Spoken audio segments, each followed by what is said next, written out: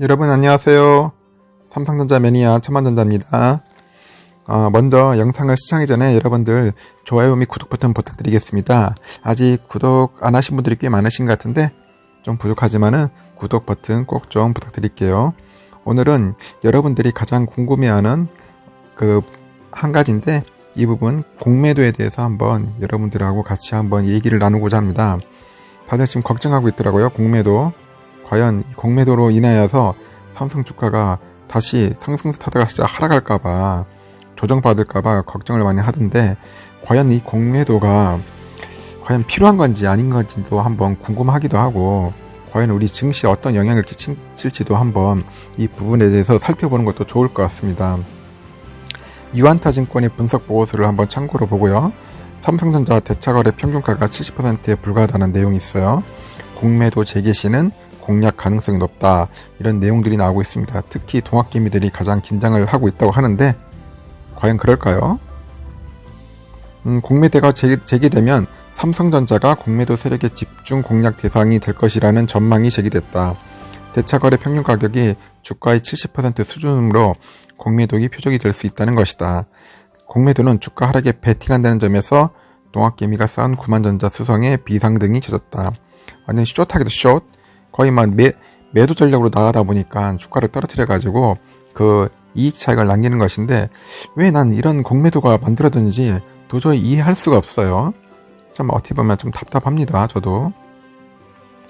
여기 공매도 재개하면 대차 수요가 급증할 뜻이라고 나와 있죠.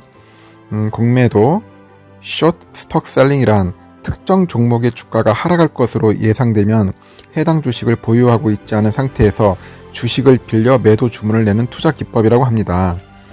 공매도의 장점과 단점이 있다는데, 장점은 과열된 주가 거품을 방지하고 유동성 공급하고 투자 전략의 다양성을 보고, 단점은 주가 하락 가속화, 주가 상승을 제한시키죠. 투자 심리를 낙하하고 외국인 기관 투자자 유리하죠. 그래서 우리가 보통 기울어진 운동장이라 하는 이유가 이 때문인 겁니다. 기관하고 외국인한테만 유리하니까 이런 소리 듣는 거예요. 모든 주식시장은 공정하고 평등해야 하는데 왜 이런 재료를 만들어가지고 한지를 도저히 이해할 수가 없습니다. 이게 무슨 주식시장이고 무슨 이게 공평한 경제 자유주의 체제에서 이런 주식시장이 있는지 일단 도저히 이해를 못하겠습니다. 그건 제 생각이니까 이렇게 여러분들이 얘기하는 거고, 하여튼간 이 공매도 때문에 여러 가지 말들이 많아요. 장점과 단점이 있다는데 과연 거품을 방지하는지도 잘 모르겠지만은, 하여튼간 공매도는 개인에게는 굉장히 불리하다는 그런 것은 맞는 것 같습니다.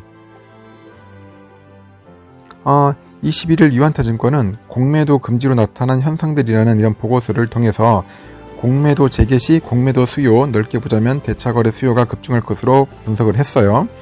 아까 말한 것처럼 대차거래라는 것은 주식을 빌려 거래하는 것, 공매도는 하락할 주식을 현재 가격에 빌려 판 후에 하락한 가격에 다시 사는 것을 말하는 거예요. 다시 사서 갚아주면 끝나는 겁니다. 유안타증권은 삼성전자의 대차 잔고가 늘어날 때 당시 주가를 반영해 변화하는 것으로 대차거래 평균 가격을 구했는데, 이 가격이 현 주가의 70%에 불과하다는 거예요. 지난해 공매도 금지 이후 대차 수요의 감소에 따라 잔고도 줄었고 평균가도 내린 결과다. 과거는 80에서 120% 수준이었지만은 주가와 간격이 더 벌어진 것이다. 구체적으로 삼성전자의 대차 잔고는 지난해 3월에는 1억 9천만 주였어요. 최근에는 6천만 주로 많이 줄었답니다. 대차 거래가 줄면서 대여 가격도 오르지 않았다. 반면 주가는 올랐죠.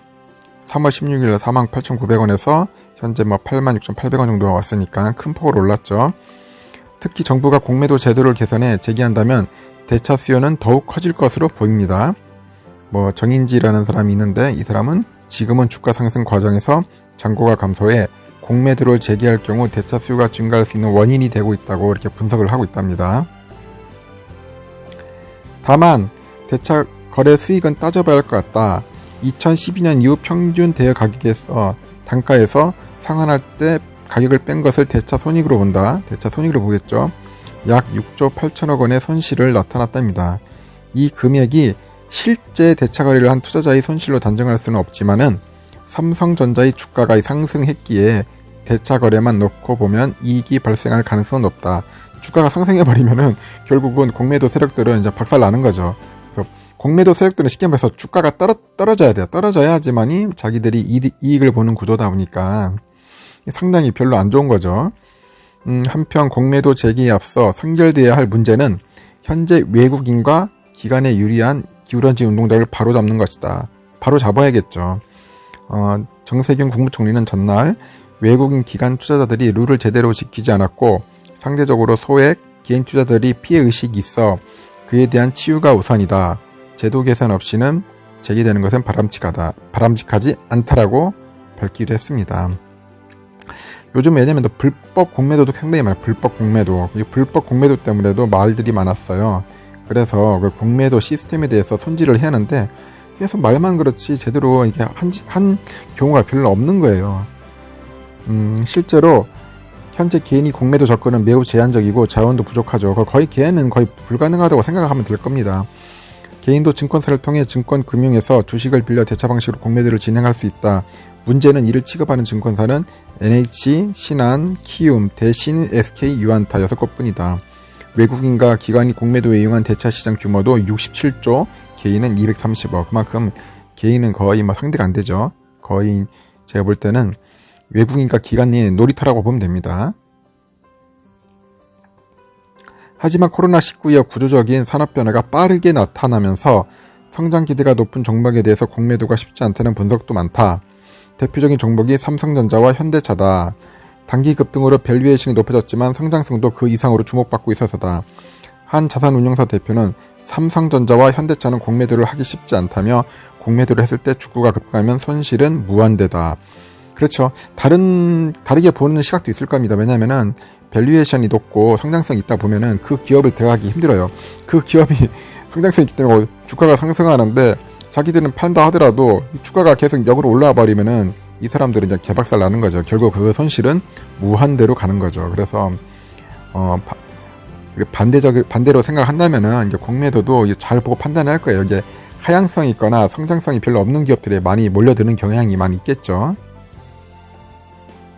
예전 코스피 추이를 봤을게요. 예전에 2008년도 당시인데 이때 코스피 추이를 봤을 때 이때도 2008년도에 쭉 하락하다가 10월 1일부터 공매도 금지를 때렸어요. 때려져가지고 주가가 이제 좀 이렇게 어느 정도 조정받고 이제 올라갔죠. 이때 또 공매도를 또 다시 재개해야 한다고 해가지고 2009년 6월 1일 날 공매도를 재개했습니다. 근데 이때 재개를 했는데 주가가 이렇게 떨어지지는 않았어요. 다시 이렇게 올라갔다는 거죠. 그래서 이런 과거 사례를 보고 우리가 또 확인할 수도 있고요. 2011년도도 마찬가지죠. 이 또한 상당히 좋지 않았죠. 해가지고 또 주가가 막 폭락을 하니까 이 당시 또 8월 10일 날에 공매도 금지를 또 때렸어요. 그래가지고 한 3개월 정도 또 했는데 이때도 어느 정도 막 조정받고 막 주가가 빌빌빌 거리다가 이 11월 10일 날 다시 공매도 재개를 했어요. 그래서 딱 하락을 해야 하는데 하락을 하지 않고 어느 정도 조정받다가 쭉 우상향 하다가 이제 가는 패턴으로 나간 거죠. 그래서 공매도를 재개했다고 해가지고 뭐 대폭락이나 뭐 하락은 그렇게 없었던 것 같아요. 어느 정도의 약간의 조정은 받을 것 같아요. 조정은 받는다는 것은 어느 정도 여러분들도 감안을 하셔야 할 것 같습니다. 그리고 여론에 놀란 정부 여당 일단 선거 덤비고 재개 수순하다. 그러니까 결론은 뭐예요? 개미들이 자꾸 이제 청원하지 않습니까? 공매도 폐지해야 한다. 청원하니까 결국 정치권에서 눈치를 보는 거예요. 왜냐? 이번 4월에 또 선거 있지 않습니까? 선거 때 또 우리 개미들이 투표해가지고 여당 찍지 않고 양 찍어버리면은 골 때리는 일이 생기잖아요. 그래서 정치인들도 눈치를 보는 것 같습니다. 금융투자협회 집계로 지난해 3월 공매도 금지를 하기 전 대차 잔고를 보면은 대기 물량이 47조 원으로 있대요. 이때 삼성전자, 바이오로직스, 셀트리온, 네이버 등 대형주에도 이러한 공매도 물량이 몰렸던 것으로 나온다. 공매도가 재개되면 일부 급등했던 주식들이 가격 조정이 나타날 가능성이 높다. 유안타증권은 공매도 금지로 나타나는 현상들이라는 보고서를 통해서 아까 말한 것처럼 삼성전자도 변동성이 커질 것 같다. 그냥 그렇게 예측을 하고 있는 겁니다. 하여튼간 공매도가 재개를 한다면은 주식의 가격은 내가 볼 때는 조정이 올 것 같습니다. 조정이 오는 것은 어느 정도 기정사실이고 어느 정도 예측 가능하다고 보여지네요. 따라서 여러분들도 앞으로 이 공매도가 개시가 된다면은 삼전의 그 주가도 내가 볼 때는 어느 정도 영향을 받을 겁니다. 영향을 받는데 이 삼전 주가가 제가 볼 때는 그냥 뭐 대폭락이 아니라 어느 정도 조정은 받겠지만은 이것도 뭐 영원할 수는 없습니다. 영원할 수는 없고 조정받다가 또 우상향합니다. 왜냐면은 아까 말한 것처럼 여러 가지 요인들이 있어요. 뭐 슈퍼사이클 노래하죠. 디램 같은데. 그리고 자율주행 관련된 반도체 엄청나죠. 그리고 아까 말한 것처럼 그 시스템 반도체 관련해 가지고도 그 엄청나게 투자하고 그 시스템 반도체 관련해 가지고 생산도 많이 할 겁니다. 여러 가지 원인들도 있고 하니까 너무 공매도에 관해서 너무 두려워하거나 거기에 불안에 떨 필요는 없을 것 같습니다. 단지 제가 볼 때는 전 개인적인 내피셜입니다. 내피셜인데 공매도 개시하면은 어느 정도 조정을 받는다는 거, 그건 어느 정도 감수는 해야 할 것 같아요. 하지만은 그렇게 오래 가지는 않을 것 같습니다. 왜냐면은 밸류에이션이 좋다 보니까 어느 정도 상승 여력이 있어요. 상승할 수 있는 그 큰 힘이 있는 종목에는 공매도 세력이 들어가면은 힘듭니다. 살아나기 힘들다. 예, 대표적인 예로 요번에 봤잖아요. 그 테슬라에 뛰어든 그 공매도 세력들 거의 개박살 나갔다 하죠. 한 40조 원 정도 손해를 봤다고 하더라고요. 그만큼 상승의 힘이 강한 데는 무섭습니다. 그렇다 해서 우리 개미들이 너무 쫄아가지고 같이 매도 처리하면 안 됩니다. 같이 막 매도 처리해버리니까 같이 덩달아가지고 주가가 막 출렁이고 하락이 하는데, 어차피 장기 투자로 가실 분들은 끝까지 가셔야 돼요. 끝까지 가시고, 장기 투자들은 거기 연연하면 안 됩니다. 연연 안 되고, 조정이 받든 말든 간에 나는 그냥 뭐 한 5년, 10년 간다 생각으로 하면은 어차피 오르게 되어 있습니다. 그렇게 자신감 갖고 심지를 굳게 가지고 가셔야 합니다. 그래야지 불법 공매도 세력들, 또 그리고 기관, 그리고 외국인들을 우리가 무찌를 수 있어요. 무찌를 수 있으려면은 여러분들처럼 강한 마음 갖고 확실하게 한번 대응할 수 있도록 한번 해봅시다. 이상 부족한 영상 여러분들한테 보여드려서 좀 송구스럽지만은 하여튼간 부족한 영상 시청해서 진심으로 감사드리고요. 앞으로도 공매도 관련된 내용들이 또 추가적으로 있으면은 여러분들한테 소개하도록 하겠습니다. 이상 천만전제였습니다.